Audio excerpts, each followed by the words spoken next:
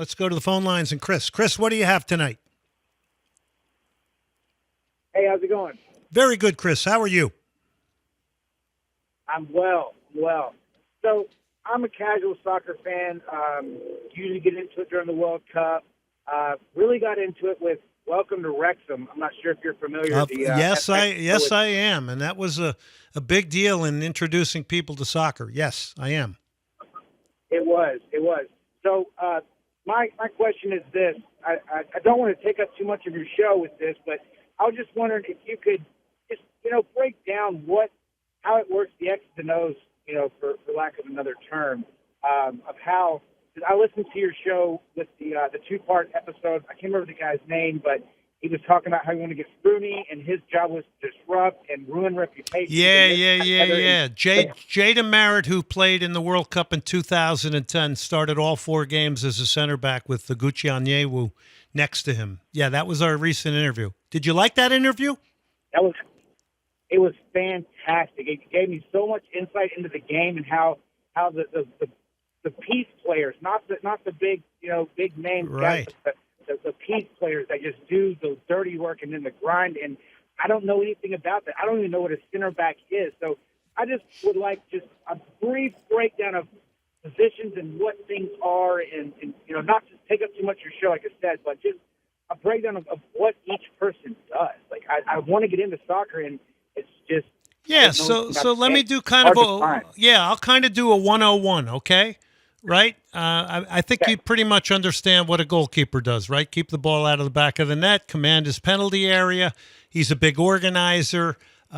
He's positioning players because he has a sight line that maybe others don't have, right? And, of course, he's got the ability to use his hands. All right, so you got different systems. Sure. Let's say it's a 4-back system.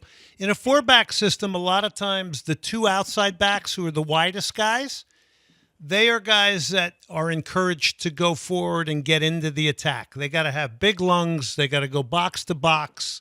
These are guys that, from a fitness standpoint, are off the chains, right?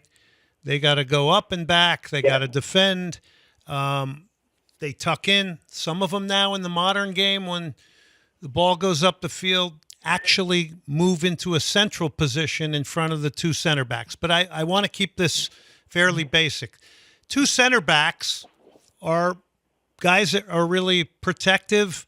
They're protecting a very important area of the field. They're generally going up, as you heard Jay DeMerit say, they're generally going up against incredibly crafty, dangerous goal scorers. So their job, as DeMerit said, is to take their reputation away, which is to really kind of, like a guy covering a guy in the NBA. Be a good one-on-one defender against them, but you have to work as a pair as well, which is important for me to say. Center backs don't work isolated. They play as a pair. They try not to concede a lot of space in between themselves. Now, in the modern game, much different than when I played, those guys have to be fleet of foot. So if your 2 outside backs are going forward and there's space there and the ball goes in there, they have to be able to move laterally and cover each other laterally and sort of move like a windshield wiper. Then you get into midfield. You generally have a player that's in front of them that protects them, is sort of a balancer and a controller. Then you'll have more, let's say it's a 3-man midfield. Then you'll have one that you call an 8, which kind of goes up and back. Now, some teams will play with 2 guys that sit there in front of the center backs. That's a little bit more cautious for me because it means there's one less player up the field, or one of the 2 can join in the attack a little bit more, or either. But somebody has to stay home to be protective. And then you have somebody above them that likely is more of a playmaker type. And then you've got 2 wide men up front. A lot of them are inverted wingers now, which means they cut inside a lot. And they'll come inside a lot in order to let the 2 outside backs get forward. And then you have generally a lone center forward, and those can come in a lot of varieties. They can be a guy that's fleet of foot, that's dangerous behind defenses. They can be a combination of that and a guy that comes back to the ball in midfield to try to pull the opposing center backs out and maybe be a part of the buildup. Or they can be a big, strong, powerful guy that's like a target man. That sometimes will kind of post up like an NBA center and post up on defenders and, ultimately will be in the penalty area where the ball is going to come if it's swung in from out wide. So that's a really basic way of maybe talking about some of these. Center backs in this modern game, different than DeMerit's time and my time, because when I was listening to him describe a center back, I was thinking, man, that's exactly what I did, right? Break up plays, don't let a guy turn, deny him on the score sheet, win the ball, and give it to the Brazilian, right? That's what that's what my role is. So you kind of got that. Well, that's what Jay said. What Jay said that was very important was, and I think young kids need to know this at some point in their career as they get older, is that you at some point have to know what you're good at and what you're not good at. So in a case like me and even what he said, I was good at breaking plays up, reading the game, dealing with center forwards, winning the ball, and then giving it to, the Brazilian or the creative midfield players that would come towards me. Now, every once in a while, I could hit a ball that turned lines. But in order for me to remain in the professional game, I had to not think I was Franz Beckenbauer or somebody like that and try all these difficult types of passes that were out of the range of what I was capable of doing. So you figure out what you're good at, and then you become a more effective and more valuable player to the coach. Does that make sense? Yes, it does. It does a lot. And without that interview, this would have been Chinese to me.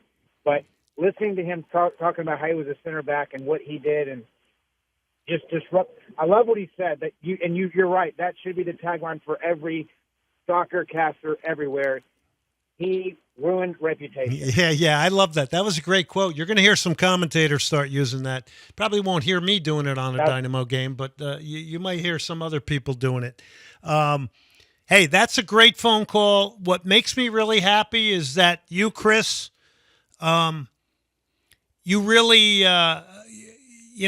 you went through that interview and you enjoyed it. I thought it was a wonderful interview. I try to bring those good interviews.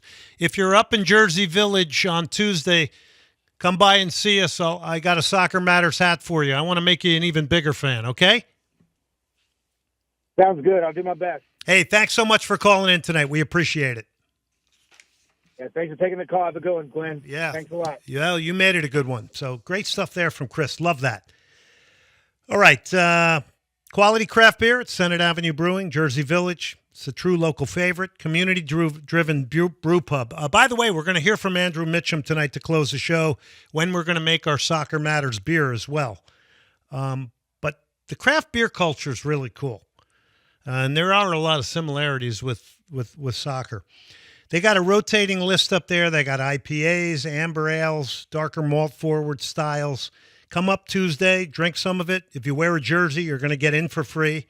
They got a great kitchen menu. And on Tuesdays, as Brian McDonald knows, they have the Belogi Bowl, which is my favorite. What was your favorite up there? You got something else, though. Pizza? Yeah, I've had a couple different things. Their pizza's pretty good. But I think my favorite is their crab sliders. Ooh. They have crab cake sliders, which are really dang, good. I didn't even know that. Yeah, yeah. Oh, I'm on for those. I've had those a couple times. It's really good. I'm going for those on Tuesday. Big tap room, plenty of TVs, Senate Avenue Brewing, 16,000 Dillard. They're going to want to get a lot of people out on Tuesday. We're going to have some influencers out there, like-minded people. I got Jan Luke from Team Houston.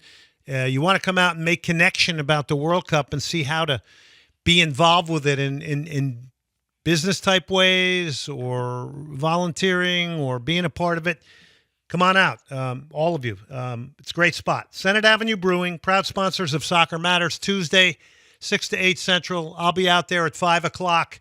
Come on out. I'm going to have T-shirts, hats, Soccer Matters. We take a break.